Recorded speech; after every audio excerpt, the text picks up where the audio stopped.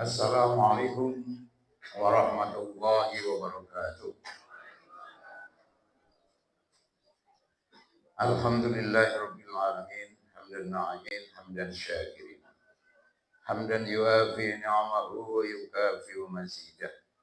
Ya Rabbana lakal hamd kama yanbaghi li jalali wajhikal karim wa sultanikal azim. Asyhadu an la ilaha illallah wahdahu la syarika lah. Wa asyhadu anna Muhammadan abduhu wa rasuluh. Allahumma salli wa sallim wa barik ala sayyidina Muhammadin wa ala alihi wa sahbihi ajma'in wa ba'd.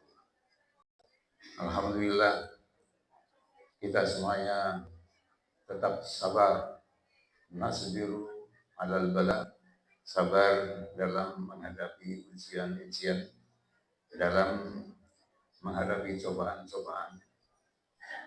Wa nashkuru ala rakha, dan kita senantiasa bersyukur atas kebahagiaan-kebahagiaan, kesenangan-kesenangan yang insya Allah kita peroleh dimanapun. Karena kebahagiaan itu ibarat oksigen. Oksigen ada di mana-mana, di dalam rumah, di luar rumah, di masjid, di musola, di mana saja ada oksigen. Sehingga kita ini sebenarnya bisa menghirup oksigen atau zat yang bisa menyehatkan tubuh kita, zat asam, dan juga bisa menjadikan kita ini segar dimanapun kita berada. Sehingga apabila orang yang tidak bisa menghirup oksigen, artinya dia sedang sakit, tubuhnya sakit. Demikian juga orang yang belum bisa bahagia. Karena bahagia itu sebenarnya ada di mana-mana. Sehingga kalau ada orang yang belum bisa bahagia, maka sesungguhnya dirinya masih dalam keadaan yang kurang fit barangkali ya. Karena kebahagiaan itu kan tidak dijual belikan. Kalau bahagia itu dijual belikan, maka yang bisa berbahagia hanya orang-orang yang kaya raya, para koruptor itu, kan gitu ya, yang duitnya tidak terbatas. Dan juga nashkuru ala rakha dan nardoh bil qada.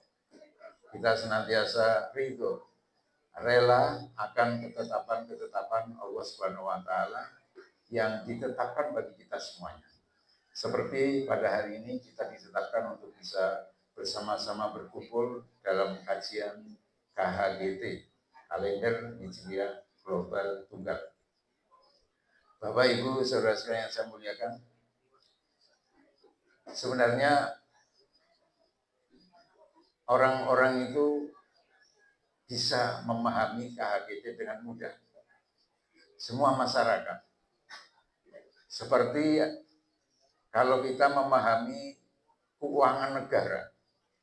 Dulu ketika keuangan negara itu dipegang oleh Sri Mulyani, barangkali ini kesan netizen ya gitu ya, kesan netizen.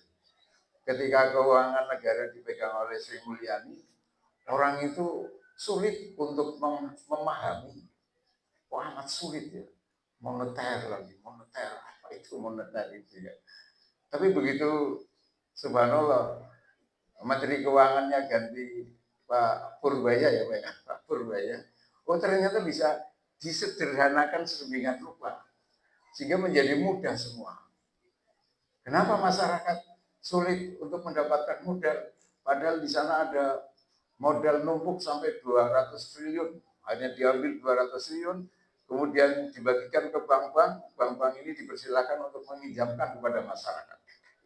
Akhirnya UMKM dan sebagainya bergairah karena ada suntikan dana.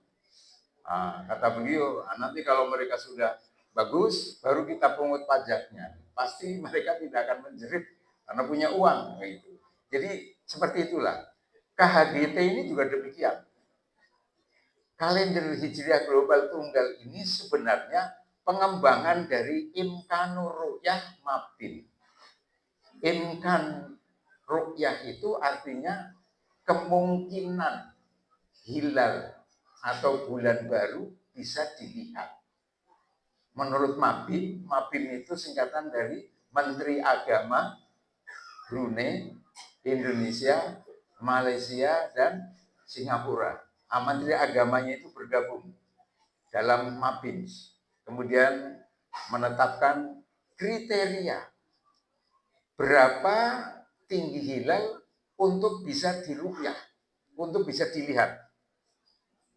Lalu kemudian mereka bersepakat bahwa hilal supaya bisa dilihat pertama kali itu tingginya harus 2 derajat.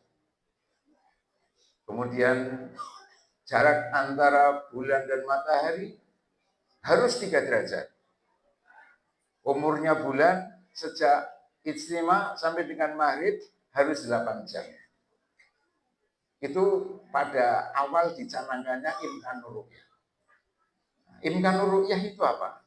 Nah, ini tadi yang saya sampaikan, sering disebut dengan visibilitas hilal. Adalah posisi hilal dalam ketinggian tertentu di atas ufuk barat saat tenggelam matahari yang dimungkinkan dapat dilihat dengan mata telanjang. Jadi di dalam 1 bulan Komariah itu umurnya antara 29 dan 30 hari. Kalau hitungan biasa atau hitungan urfi, setiap bulan Muharram pasti umurnya 30. Setiap bulan Safar atau bulan kedua pasti umurnya 29.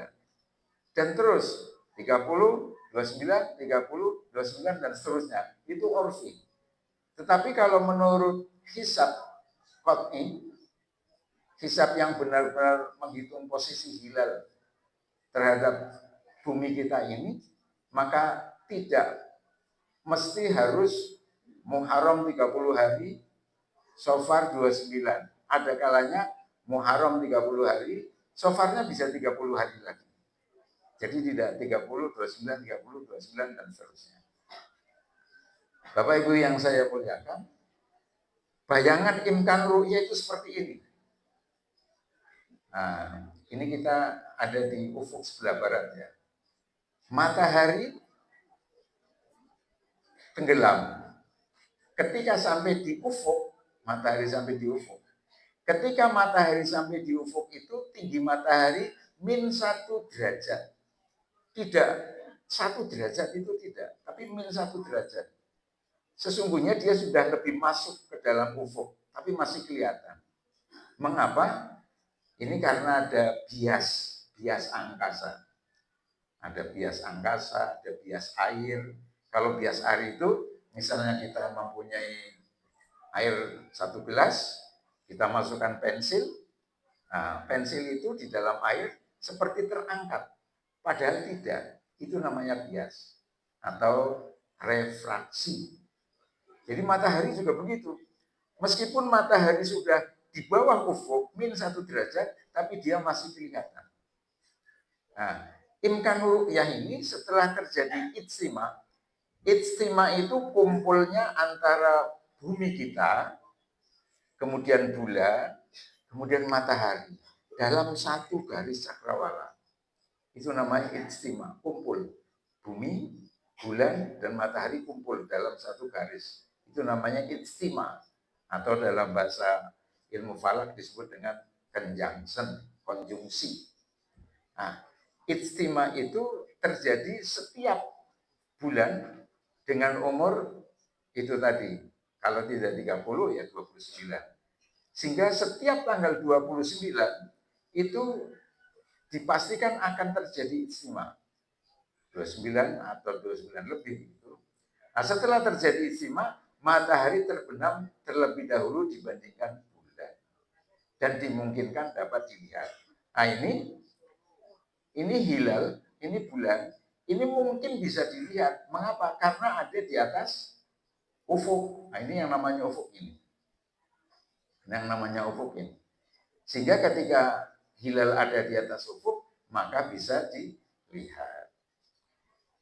imkanur ru'yah, kemungkinan hilal bisa dilihat, lalu ditetapkan. Waktu itu pada tahun 84 di Pelabuhan Ratu ada yang disebut dengan apa namanya, pos observasi bulan. Pos observasi bulan Pelabuhan Ratu. Di pos observasi bulan Pelabuhan Ratu di sebelah sana, masyarakat Muslim setiap bulan itu meneliti, mengobservasi atau meru'yah hilal. Meru'yah hilal. Nah, pada saat itu tahun 84 dan sebelumnya oleh seorang kiai namanya Kiai Makmur pada waktu itu berkali-kali ketika tingginya 2 derajat hilal itu bisa dilihat. Oh, ini tinggi 2 derajat bisa dilihat. Pengakuan ya, ini pengakuan mereka para kiai atau para pengamat waktu itu. Kemudian juga ada yang di Makassar, ada guru agama.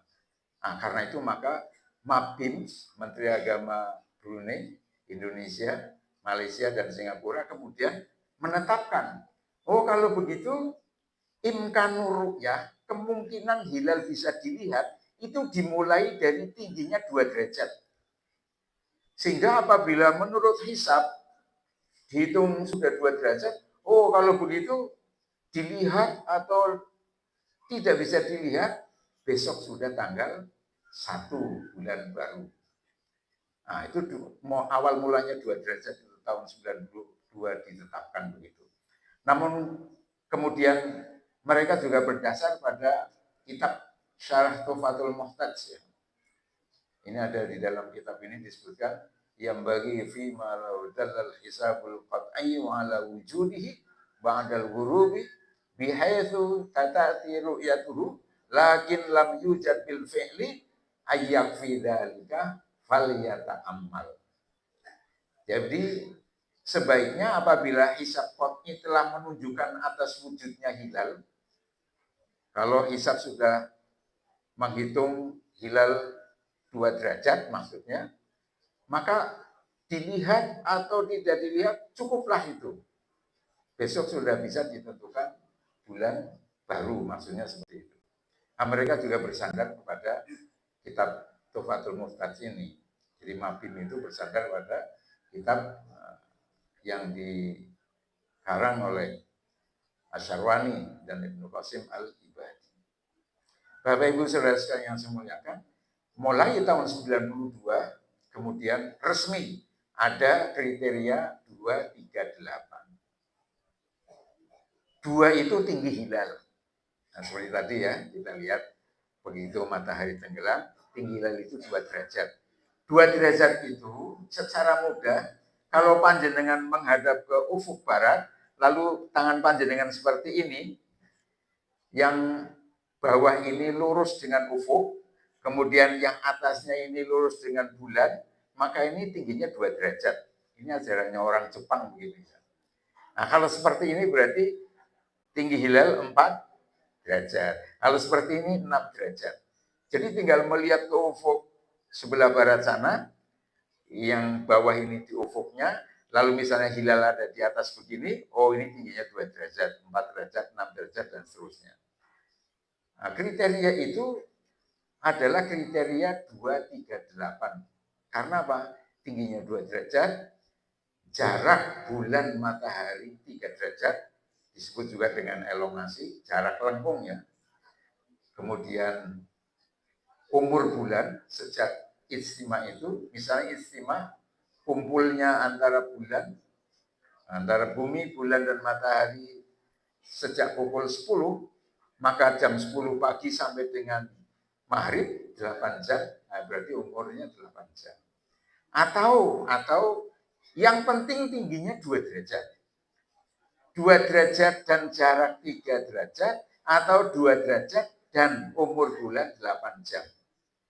Tidak harus tiga-tiganya. Tapi yang satu ini harus mutlak. Nah, waktu itu seperti itu ya. Namun para Bapak Ibu saudara-saudara yang saya muliakan, kemudian ini dikir bisa-bisa, nggak mungkin 2 derajat itu bisa diruqyah. masyarakat dunia, bahkan orang Indonesia sendiri, ini juga mengkritik. Ini ada seorang insinyur, dia profesor doktor ini, Abdul Mufid ini. Dia bekerja di BRIN. BRIN itu singkatan dari Badan Riset dan Inovasi Nasional.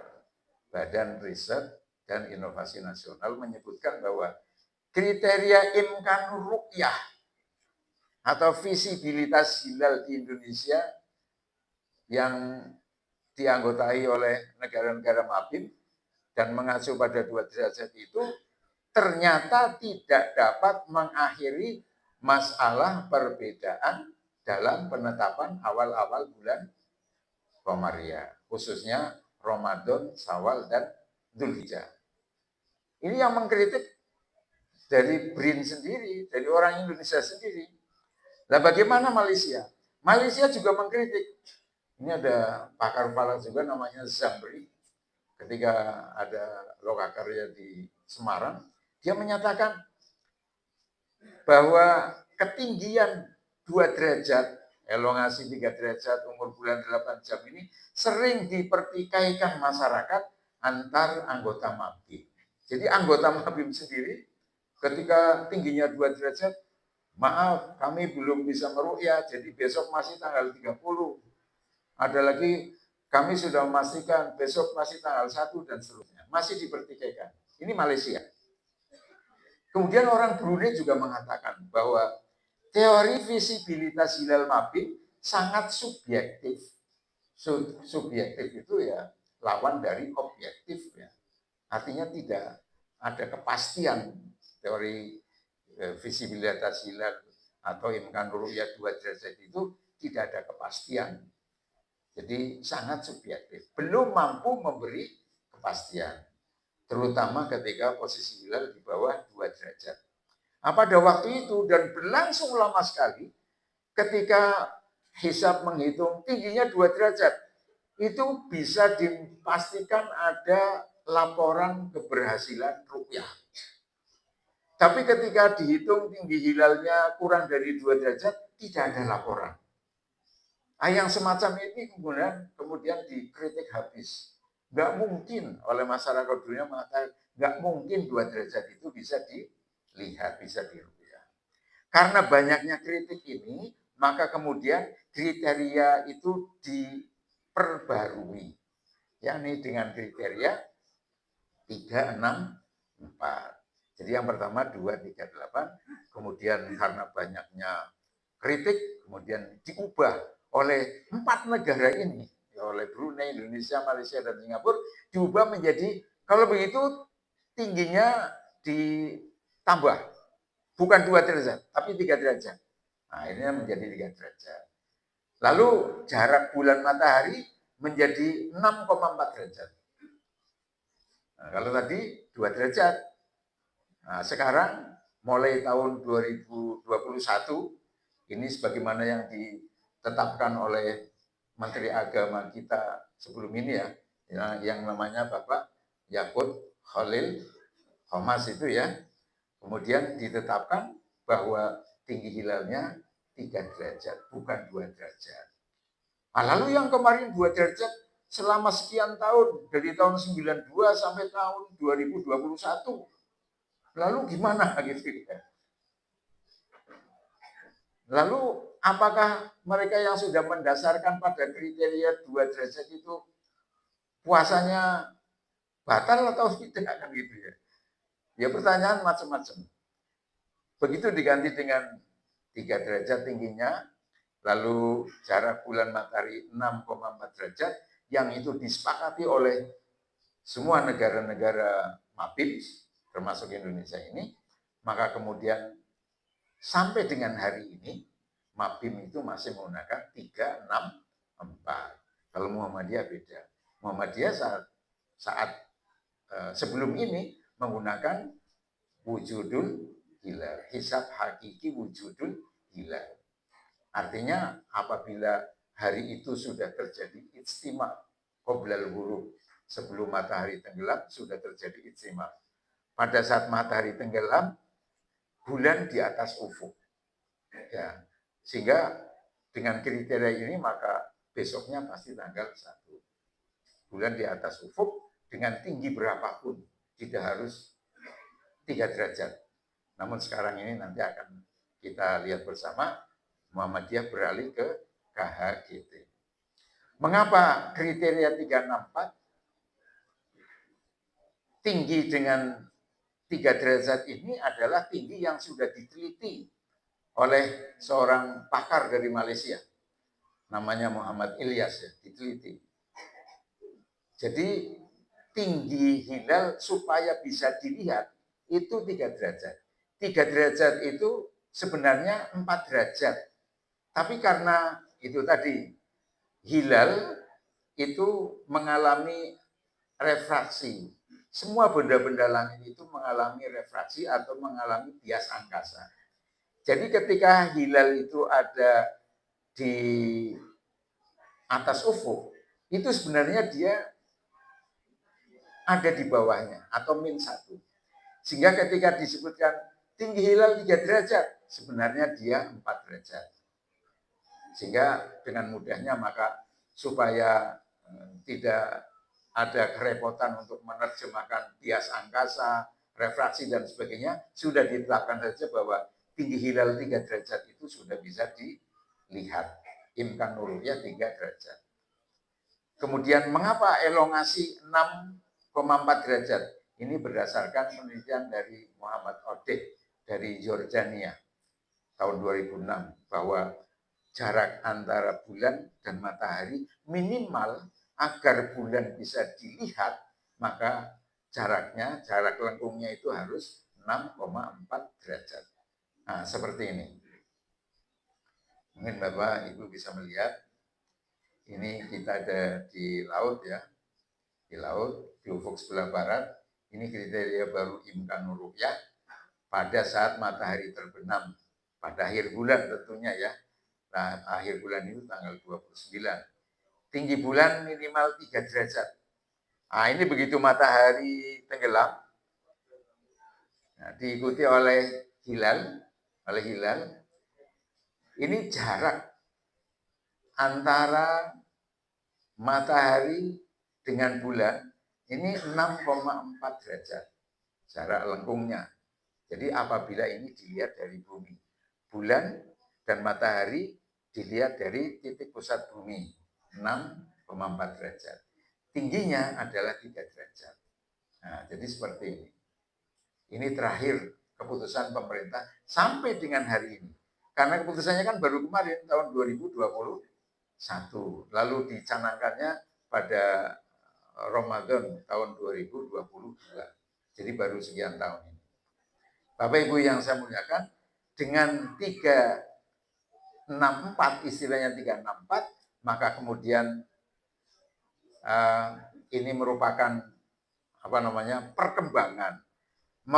perkembangan dari imkanur ru'yah. Imkanur ru'yah, tapi untuk imkanur ru'yah 238, 364 itu imkanur ru'yah lokal hanya untuk negara Indonesia, Brunei, Malaysia dan Singapura. Untuk KHGT, imkanur ru'yah kalender hijriah global tunggal itu menjadi 5 derajat 8 derajat. 5 derajat tinggi hilal, 8 derajat itu jarak bumi dan matahari. Jarak bulan dan matahari. Ini berdasarkan muktamar yang sudah diselenggarakan berkali-kali. Yang terakhir ini diambil kesimpulan ketika di Istanbul, Turki pada tanggal 28 sampai dengan 30 Mei 2016. Ditetapkan tinggi hilal untuk seluruh dunia. Ya, bukan hanya untuk negara-negara mabin saja, bukan lokal, tapi ini sifatnya mendunia. Kalau tadi kemungkinan hilal bisa diru'yah awalnya 2 derajat, diubah menjadi 3 derajat, itu hanya untuk 4 negara saja. Tetapi imkanur ru'yah KHGT ini, kalender hijriah global tunggal ini, 58 untuk seluruh dunia. Jadi dimanapun di dunia ini, apabila pada akhir bulan tinggi hilal sudah 5 derajat, jarak bulan dan matahari 8 derajat, maka keberhasilan mereka melihat atau menghitung di daerah tersebut dijadikan sebagai dasar agar negara-negara lain, tempat-tempat lain juga merujuk di tempat itu. Misalkan saja di Amerika sana, di Kolombia umpamanya. Di Kolombia pada akhir bulan Ramadan umpamanya, tinggi hilal sudah 5 derajat. Jarak bulan matahari sudah 8 derajat.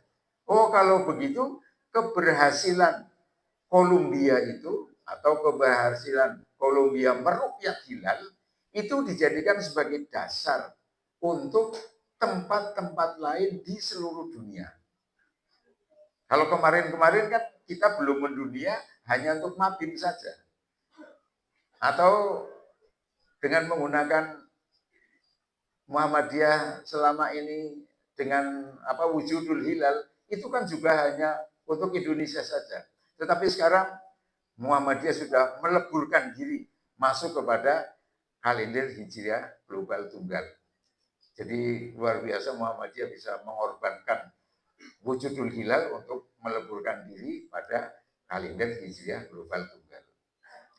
Jadi materi persoalan yang dibicarakan dalam muktamar internasional ini menyangkut bentuk kalender Islam yang bersifat tunggal atau uhadi, yaitu kalender yang berlaku dan mencakup seluruh dunia atau secara global. Kaidah yang disahkan dalam muktamar internasional tersebut adalah bahwa seluruh dunia dinyatakan memulai bulan baru secara serentak apabila terjadi imkanur ru'yah di belahan bumi manapun sebelum pukul 12 malam atau pukul 00.00. Kalau di Indonesia pukul 7. Karena selisih waktu antara GMT, Greenwich Mean Time, dengan Indonesia, dengan waktu Indonesia Barat itu 7 jam. Kalau waktu Indonesia Tengah 8 jam, waktu Indonesia Timur 9 jam. Nah, ini dengan WIB 7 jam. Jadi pada saat sebelum pukul 00 itu sudah terlihat atau hitungan hisab itu sudah sampai pada kesimpulan tingginya 5 derajat hilal itu, maka itu sudah berlaku untuk tempat-tempat lain di seluruh dunia.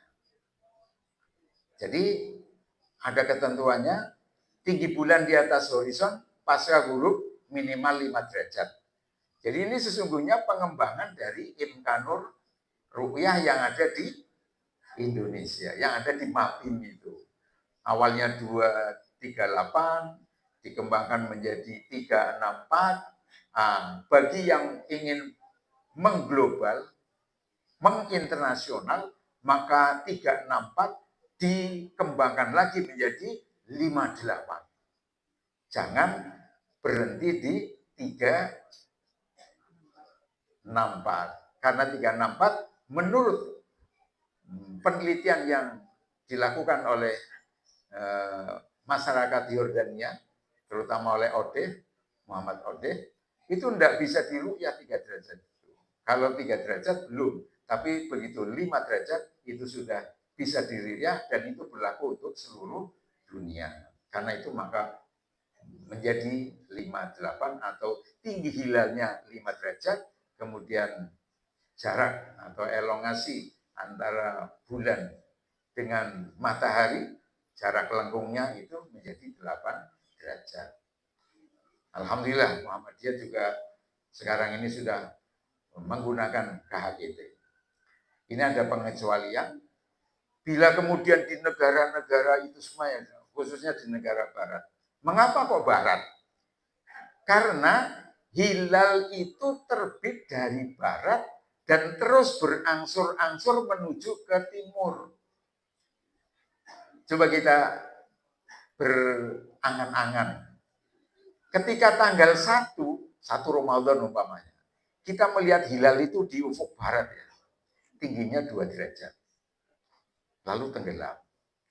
Pada hari kedua, pada jam yang sama waktu maghrib, ternyata hilal sudah naik 12 derajat. Kalau tadinya umpamanya 2 derajat, hari kedua 2 ditambah 12, sudah 14 derajat. Lalu turun lagi. Hari ketiga tambah lagi 12 derajat. Lalu turun lagi. Kemudian sebenarnya dia tidak turun, tetapi dia terus bergerak ke arah timur, dari barat ke arah timur. Hanya karena matahari sangat terang, sehingga bulan atau hilal itu tidak kelihatan. Sesungguhnya dia tidak turun, lalu terbit lagi, turun, tidak terbit lagi, tidak begitu. Tapi hilal itu pada hari pertama, misalnya 4 derajat, dia terus naik, terus ke timur. Hari kedua tambah 12 derajat. Hari ketiga tambah 12 derajat lagi. Hari keempat tambah 12 derajat lagi. Sehingga ketika penuh 360 derajat, artinya 360 dibagi 30. Jadi satu hari bulan itu bergerak 12 derajat. Terus menuju ke timur. Jadi hilal itu bergerak dari barat menuju ke timur. Karena itu maka kawasan di sebelah barat, katakan bujur barat, katakan mereka yang tinggal di bujur barat mulai dari 1 derajat bujur barat, 2 derajat bujur barat, sampai 180 derajat bujur barat. Kalau kita kan di bujur timur, ya. Kalau kita di bujur timur, kita ini di 105 derajat bujur timur. Kalau GMT itu di 0 derajat. Tidak bujur barat, tidak bujur timur. Mulainya dari GMT, Greenwich Mean Time. Kota Greenwich yang ada di dekat London di Inggris sana. Itu sebagai acuan. Kemudian dari Greenwich ke barat itu namanya bujur barat. Dari Greenwich ke timur namanya bujur timur.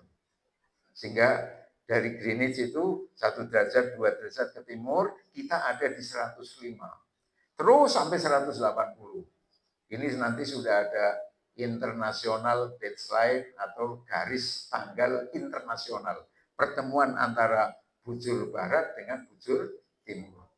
Sehingga karena bulan itu dari barat terus menuju ke timur, maka masyarakat yang berada di barat itu lebih mempunyai kesempatan untuk bisa melihat hilal daripada masyarakat di timurnya. Ya seperti kemarin umpamanya di Aceh sudah bisa dilihat karena tingginya 3 derajat. Tapi daerah di timurnya seperti kita belum bisa melihat karena Aceh itu ada di daerah sebelah barat negara kita, Republik Indonesia. Sehingga mereka lebih berkesempatan untuk bisa melihat hilal. Karena tempatnya lebih di barat. Nah kita yang di Pekalongan ini mengikuti keberhasilan ru'yah di Aceh berlaku untuk semua daerah yang ada di Indonesia. Nah Indonesia ini masih menganut azas wilayatul hukmi. Satu wilayah hukum. Bila satu tempat kemudian berhasil melihat hilal, maka keberhasilan tempat itu berlaku untuk tempat-tempat yang lain yang ada di sebelah timurnya. Intinya itu. Jadi ada pengecualian apabila kemudian tidak bisa di tempat itu tinggi hilal sampai dengan 5 derajat, maka ditunggu sampai dengan sebelum fajar. Pada sebelum fajar, umpama di New Zealand. Mengapa New Zealand? Karena New Zealand itu tempatnya di paling timur. New Zealand itu tempatnya di paling timur sana. Ketika di New Zealand, tempat yang di paling timur di bumi ini, lalu tinggi hilal sudah 5 derajat, elongasinya 8 derajat, maka itu berlaku untuk seluruh dunia bahwa besok sudah tanggal 1. Jadi pengecualiannya seperti itu. Kalau misalnya di tempat lain pun tidak ada yang 5 derajat, coba kita tunggu sebelum subuh, sebelum fajar.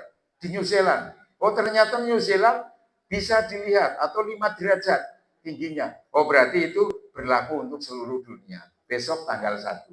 Namun bila di New Zealand sebelum fajar kok juga tidak ada hilal atau belum bisa dilihat, maka ya semuanya negara-negara yang ada di dunia ini memperpanjang umur bulan menjadi 30 hari. Oh berarti hari itu tidak ada hilal. Gitu. Bapak Ibu saudara-saudara yang saya muliakan, ini kita masuk ke kalender Hijriah Global Tunggal KHGT Muhammadiyah. Muhammadiyah secara resmi meluncurkan kalender Hijriah Global Tunggal ini pada tanggal 29 Zulhijjah 1446. Jadi akhir tahun yang bertepatan dengan hari Rabu 25 Juni 2025. KHGT adalah jawaban ijtihad baru atas kalender Islam global untuk persatuan umat Islam. Untuk persatuan umat Islam. Jadi ketika mungkin tahun-tahun yang lalu atau tahun 2008 itu pernah terjadi ada 6 hari raya. 6 hari raya berturut-turut. 6 hari dalam 6 hari. Jadi ketika tahun hari raya tahun 2008 itu kan sungguh sangat sungguh sangat tidak masuk akal kalau hari raya itu terjadi sampai dengan 8 kali. Atau di tahun-tahun yang lain di Arafah sana para jamaatul hujjat sudah wukuf. Nah, kita di sini masih belum, masih tanggal 8 umpamanya. Masih tarwiyah. Harusnya kan begitu di sana wukuf di Arafah, kita yang tidak sedang berhaji melaksanakan melaksanakan saum, puasa, sunnah Arafah. Saumu yaumi Arafah fitase min Dzulhijjah. Puasa hari Arafah itu pada tanggal 9 Dzulhijjah. Tetapi keadaannya di sana sudah wukuf, lalu kita ini masih tanggal 8. Bisa terjadi seperti itu. Kemarin-kemarin begitu. Diharapkan dengan adanya kalender Hijriah Global Tunggal ini, wukuf di Arafah, tanggal 9 umpamanya, kita juga sama-sama tanggal 9. Kemudian hari raya di Amerika umpamanya di kota New York umpamanya hari raya Idul Fitri, kita juga hari raya Idul Fitri. Maunya sama-sama seperti itu. KHGT adalah jawaban ijtihad, jadi ijtihad. Karena apabila kita mengandalkan pada ru'yah yang lokal, kita mengandalkan ru'yah lokal umpamanya. Indonesia harus ru'yah sendiri. Itu mending masih luas. Kota Pekalongan harus ru'yah sendiri umpamanya. Lalu Kota Pekalongan ru'yah melihat hilal besok puasa. Orang Batang juga harus ru'yah sendiri umpamanya. Orang Batang ru'yah belum melihat hilal. Nah, orang Pekalongan sudah puasa, orang Batang belum. Itu kalau ru'yah lokal seperti itu. Jadi dalam satu negara pun akan berbeda-beda. Dan yang paling mengenaskan juga bahwa apabila seseorang itu masih menggunakan dengan ru'yah lokal, maka tidak akan pernah ada kalender tahunan, tidak pernah ada. Jadi yang ada kalender bulanan. Misalnya sekarang ini Jumadil akhir tanggal berapa? 17 Jumadil akhir. Kemudian ketika sekarang tanggal 17 Jumadil akhir, lalu orang bertanya, lalu Recepnya kapan? Oh ya nggak bisa. Nanti Recepnya pada akhir Jumadil akhir ini diru'yah dulu. Kalau ada hilal besok tanggal 1 Recep, kalau tidak ada hilal besok masih tanggal 30 Jumadil akhir. Jadi kalau menggunakan ru'yah itu tentunya tidak akan pernah ada kalender tahunan. Yang ada adalah kalender bulannya. Karena setiap akan mengetahui tanggal 1, ru'yah dulu. Mau lihat tanggal 1, ru'yah dulu. Dan sepanjang masa seperti itu. Mengapa Nabi Shallallahu Alaihi Wasallam pada waktu itu menggunakan ruqyah? Ingat bahwa Nabi sendiri berikrar, inna ummatun ummiyah, la naktubu wa la nahsub. Asyahru hakadha wa hakadha maratan tis'atan wa ishrin wa maratan salasin wa maratan tis'atan wa ishrina yauman. Kami, kata Rasul, adalah umat yang ummi. Ummi itu artinya tidak populer baca, tidak populer tulis, tidak populer hitung. Bulan itu ada kalanya 30 hari, umurnya ada kalanya 29 hari. Nabi mengatakan seperti itu. Nah, ketika Nabi kemudian memerintahkan masyarakat muslim untuk mengawali bulan menggunakan ruqyah, itu karena memang keadaannya masih seperti itu, belum populer dengan baca tulis dan hitung, sehingga sangat tepat kalau kemudian Nabi menghendaki masyarakat ruqyah, karena mereka sangat akrab dengan alam.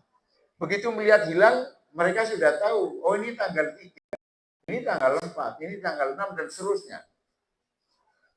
Dan Nabi Shallallahu Alaihi Wasallam pasti bukan Nabi yang arogan, tidak mengatakan sumu lihisabikum, berpuasalah karena hisabmu. Tidak, karena mereka belum populer baca, hitung, dan tulis. Sehingga kebijakan Nabi pada saat itu untuk memulai awal bulan Hijriah dengan ruqyah adalah kebijakan yang tepat.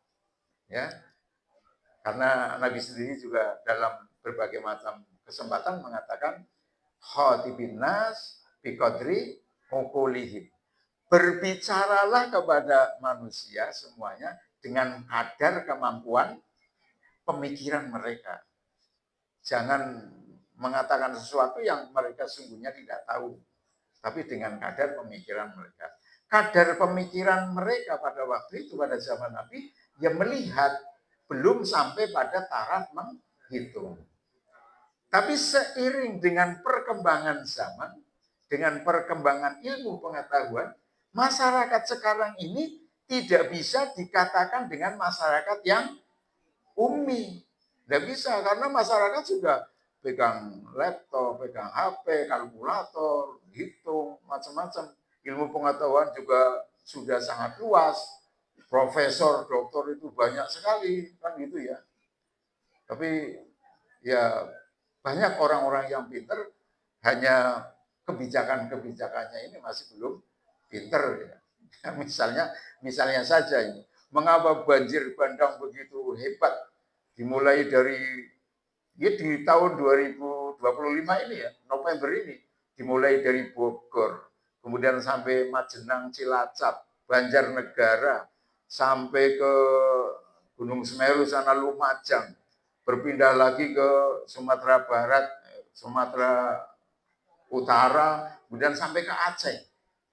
Ternyata begitu banjir bandang, manusia ini diperlihatkan watak yang sebenarnya. Ternyata kayu-kayunya itu kayu-kayu gergajian. Meskipun pejabat mengatakan, itu kan kayu-kayu lapuk yang hanyut, kayu-kayu yang busuk, kayu-kayu yang bosok. Oh bukan, ternyata kayu-kayu itu adalah kayu-kayu gelondongan itu. Rayape wong pinter Pak ya. Kalau orang bodoh nggak mungkin bisa begitu. Itu orang-orang pinter ini. Nah, ini pinter tapi keblinger ya seperti itu. Ini dibelehke, ini loh masyarakat Indonesia yang pinter-pinter masih seperti itu ya, melakukan pembalakan hutan sekenanya sehingga terjadilah banjir bandang yang luar biasa. Juga terjadi kebijakan-kebijakan yang kurang bersandar pada demokrasi yang benar. Ya seperti adanya bandara yang dikatakan oleh netizen, Badan Intelijen Netizen ya, BIN itu badan itu ya, Badan Intelijen Netizen mengatakan bahwa IMIP itu adalah bandara ilegal. Mengapa ilegal? Ya karena banyak sekali tenaga-tenaga asing itu yang tidak masuk melalui imigrasi yang resmi gitu. Jadi mungkin mereka masuk sekenanya. Nah, kemudian yang kedua adalah penambangan yang sangat masif seperti itu sehingga merusak alam. Nah, ini ketika ada kebijakan ini maka terjadilah gejolak. Alhamdulillah di Muhammadiyah tidak terjadi gejolak karena memang pemikirannya itu ingin selalu maju dengan ijtihad, ya, dengan ijtihad. KHGT adalah jawaban ijtihad baru atas kalender Islam global untuk kesatuan umat Islam dunia. Perubahan ini menandai rekonstruksi sistem hisab hakiki wujudul hilal yang telah digunakan sebelumnya, mengadopsi keputusan Kongres Turki 2016. Dengan KHGT Muhammadiyah dapat memberikan solusi atas ketidakteraturan sistem. Dan ini bersandar pada Al-Quran dari surat Al-Baqarah ayat 189. Yas'alunaka 'anil ahillah qul hiya mawaqitul linnas wal hajj. Mereka bertanya kepadamu wahai Muhammad tentang bulan sabit. Katakanlah itu adalah penunjuk waktu bagi manusia. Ingat ya, manusia. Manusia apakah di Mabim saja? Apakah hanya ada di Indonesia? Dunia itu manusia. Jadi hilal itu adalah manusia.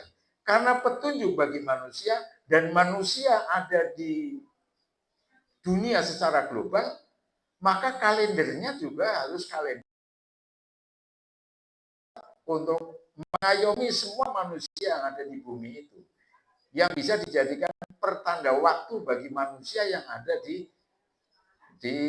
dunia ini. Bukan hanya lokal saja, bukan hanya lokal, tapi untuk seluruhnya.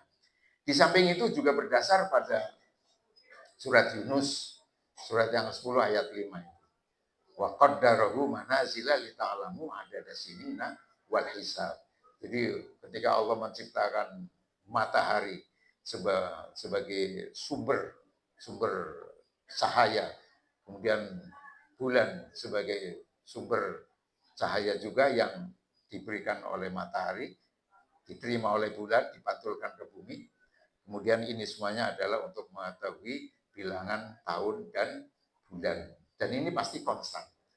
Kemudian juga dari kandungan surat Al-Baqarah ayat 189 ini bahwa kalender Islam berdasar atas bulan mengelilingi bumi. Atas bulan mengelilingi bumi sempurna 12 kali putaran dalam 1 tahun. Kemudian ada isyarat bahwa kalender Islam bersifat global yang dapat dipahami dari pernyataan linnas untuk manusia di semua tempat, bukan hanya untuk manusia di satu tempat saja. Bapak Ibu saudara-saudara yang saya muliakan, Muhammadiyah itu pada tahun 32 di Muktamar Makassar ini mencanangkan Ru'yatul Hilal. Jadi Muhammadiyah itu awalnya menggunakan Ru'yatul Hilal sejak tahun 32 dengan ketentuan as-shaumu wal fitru bir ru'yati. Jadi puasa dan Idul Fitri itu dengan ru'yah. Jadi Muhammadiyah itu awalnya menggunakan ru'yah, bukan Muhammadiyah anti ru'yah. Tetapi karena Ru'yatul Hilal itu dirasa sulit dan itu sangat lokal, padahal negara Indonesia ini begini luas, atau dunia itu juga begitu luas, maka kemudian dari tahun 32 Muhammadiyah terus beristihad tahun 69. 32 sampai 69. Berapa tahun itu? 37 tahun ya. Hampir 60 tahun. Kemudian Muhammadiyah berpindah ke hisab hakiki wujudul hilal. Apa? Apabila terjadi istimewa antara bumi kita, bulan, dan matahari dalam satu garis cakrawala, kemudian istimewa terjadi sebelum maghrib, Ya, istimewa qoblal ghurub namanya. Dan pada saat maghrib itu hilal ada di atas ufuk, berapapun tingginya, boleh setengah derajat, 1 derajat, 2 derajat, maka besok sudah tanggal 1. Itu disebut dengan hisab wujudul hilal. Konsepnya begitu. Jadi seperti ini. Konsep hilal dalam wujudul hilal tidak harus teramati, tidak harus. Yang penting ada 3 kriteria ini. Telah terjadi ijtima terjadi sebelum maghrib, kemudian pada saat maghrib, hilal ada di atas ufuk. Jadi sekecil apapun berkas sinar matahari yang diterima oleh bulan dan dipantulkan ke bumi, sekecil apapun, itu penanda bahwa bulan sudah bergeser ke bulan yang baru. Sekecil apapun. Nah, sekecil apapun pencahayaan bulan pasca konjungsi, maka sungguhnya ada bagian kecil permukaan bulan yang memantulkan cahaya matahari ke bumi. Ia mengandung arti bahwa hilal sudah terbentuk. Jadi hilal sudah terbentuk. Kalau kemudian menggunakan hisab hakiki wujudul hilal ini, sudah tidak ada kesulitan sama sekali. Dan sungguhnya ini adalah kriteria yang sangat matematis, yang sangat tepat, dan tidak ada lagi subjektivitas di sini. Semuanya bisa dilakukan secara tepat. Nah, tapi dengan adanya bahwa bulan itu agar bisa dinikmati oleh seluruh dunia, 1 hari 1 tanggal, maka kemudian Muhammadiyah tidak menggunakan arogansi keilmuannya itu untuk terus berpegang pada hisab wujudul hilal, tetapi karena ada yang lebih baik, ada yang lebih maslahat, kemudian Muhammadiyah pindah ke KHGT, kalender Hijriah Global Tunggal. Sehingga Muhammadiyah ingin mendunia, bukan hanya skup di satu lokal saja. Karena Islam itu adalah rahmatan lil alamin, bukan hanya untuk Indonesia saja, tetapi juga untuk seluruh dunia. Begitu, Bapak, Ibu, dan saudara sekalian yang saya muliakan. Ya, ketika metode ru'yah itu dikembangkan, ya seperti ini. Nabi sangat menghargai kondisi masyarakat pada waktu itu, sehingga menggunakan ru'yah. Tetapi begitu masyarakat sudah berkemajuan menggunakan ilmu pengetahuan, maka kemudian inna ummatun ummiyah yang dijadikan sebagai ilat. Ilat itu artinya alasan hukum untuk menggunakan ru'yah, maka ilat itu sekarang sudah berbeda.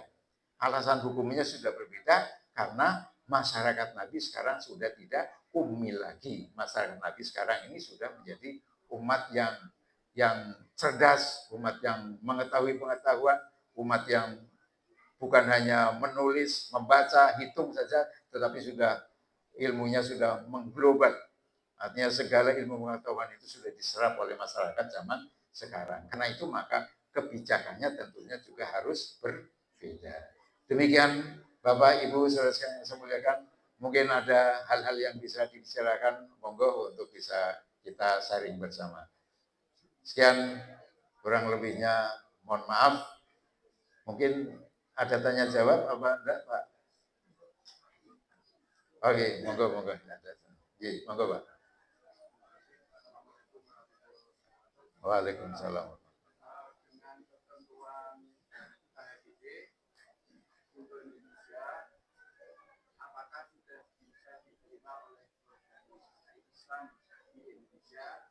Dan selanjutnya, apakah seluruh dunia negara mana yang sudah mengakui dan menjalankan hal ini? Iya. Untuk Indonesia secara pemerintahan, pemerintah Republik Indonesia belum menerima KHGT, ya negara resmi. Karena secara resmi negara yang dalam hal ini dipandegani oleh Menteri Agama masih menggunakan kriteria 364 MAPIM situ. Jadi itu kebijakan pemerintah Republik Indonesia masih menggunakan 364. Kemudian yang sudah mengikuti KHGT, ormas itu ya hanya Muhammadiyah kalau di Indonesia. Tapi negara-negara lain, kita bisa melihat dari negara-negara Saudi Arabia umpamanya. Ini contoh Saudi Arabia. Saudi Arabia itu disebut kalendernya dengan kalender Ummul Qura, dengan Ummul Qura. Jadi pada tahun-tahun yang lalu itu sudah mulai mengikuti ketetapan dari KHGT, tapi T-nya itu disebut dengan Turki. Jadi kalender Hijriah global Turki gitu ya. Bukan tunggal tapi Turki. Jadi sudah mengikuti itu. Akhirnya insya Allah nanti untuk penetapan Hari Raya Idul Adha, kemudian Hari Arafah dan sebagainya, itu sudah satu hari, satu tanggal di seluruh dunia. Sehingga tidak ada lagi permasalahan yang timbul di Saudi Arabia sana sudah Hari Raya Idul Adha, kita umpamanya masih puasa Hari Arafah, tidak seperti itu. Lalu di samping negara Turki, negara Saudi, juga negara-negara lain, yakni Yordan. Yordania sudah masuk. Kemudian Amerika juga sudah masuk. Tetapi sekali lagi ini hanya organisasi-organisasinya, bukan lembaga negara secara resmi tidak, tapi hanya organisasi-organisasi yang ada di Eropa, ya, kemudian yang ada di Amerika, itu sudah banyak sekali yang mengikuti KHGT Turki. Kalau di Indonesia Muhammadiyah ini. Tapi insya Allah Bapak, Ibu, saudara sekalian juga pernah mengalami ketika Kiai Haji Ahmad Dahlan mencanangkan arah kiblat, itu mendapatkan kritik dari masyarakat luar biasa. Sampai langgarnya kan dibakar kan begitu ya. Tapi beberapa tahun kemudian, sampai dengan hari ini kita melihat, hampir semua masjid musola pasti akan menetapkan arah kiblatnya dengan hisab. Artinya harus benar-benar tepat menghadap ke arah kiblat. Bukan hanya sekedar menghadap ke barat, serong ke utara sedikit, tidak begitu. Sekarang ini harus benar-benar tepat menghadap ke arah kiblat. Nah, itu awalnya dicanangkan oleh Kiai Haji Muhammad Dahlan. Pada waktu itu ya, tahun 1912. Sudah 113 tahun yang lalu sampai dengan hari ini. Baru kemudian arah kiblat secara tepat itu diterima oleh masyarakat seluruhnya di wilayah Republik Indonesia ini. Semua ormas juga menerima. Bahkan saya juga sering pada waktu itu untuk menetapkan atau verifikasi arah-arah kiblat masjid di Pekalongan umpamanya, atau masjid-masjid di Jawa Tengah, diverifikasi semuanya, dilihat kembali apakah benar-benar menghadap kiblat atau belum. Jadi seperti arah kiblat, insya Allah nanti kalender Hijriah Global Tunggal juga akan diikuti oleh masyarakat dunia, bahkan juga masyarakat Indonesia. Memang awalnya kan seperti ini, Pak. Awalnya seperti itu. Ya, memang untuk mempengaruhi masyarakat itu tidak hanya 1 hari 2 hari, tetapi harus mungkin berbulan-bulan baru mereka menyadari, oh ternyata ini yang benar. Begitu Pak ya. Ya, 100 tahun. Ya, kalau memang tidak ada, demikian Bapak, Ibu, Saudara sekalian, semoga kita semuanya semakin dapat pencerahan dari KHGT ini, kalender Hijriah Global Tunggal. Karena bagaimanapun dengan kalender Hijriah Global Tunggal ini, kita akan tidak mempunyai hutang-hutang peradaban. Mengapa hutang peradaban? Semua perhitungan umpamanya perbankan itu kan menggunakan kalender Syamsiah yang jumlahnya 365 hari. Kemudian misalkan di situ ada hitungan pajak dan sebagainya kan dihitung dalam 1 tahun 365 hari. Tetapi begitu kita menggunakan kalender Hijriah, hitungannya bukan 365 hari tetapi hanya 354 hari. Artinya Setiap tahun kita mempunyai hutang. Hutang apa? Hutang zakat, hutang kebaikan-kebaikan yang lain. Setiap tahun punya hutang 11 hari. 365 dikurangi 354. Itu 1 tahun. Bagaimana kalau 30 tahun? 30 tahun itu sudah 1 tahun sendiri ya. 11 hari kali 30 tahun. Itu kan 330. Ya, hampir 1 tahun. Jadi insya Allah dengan adanya KHGT ini kita tidak mempunyai hutang peradaban. Hutang itu kan harus dilunasi. Semoga demikian, semakin maju semakin kita mendapatkan pencerahan dari kalender Hijriah Global Tunggal ini. Kurang lebihnya mohon maaf. Wassalamualaikum warahmatullahi wabarakatuh.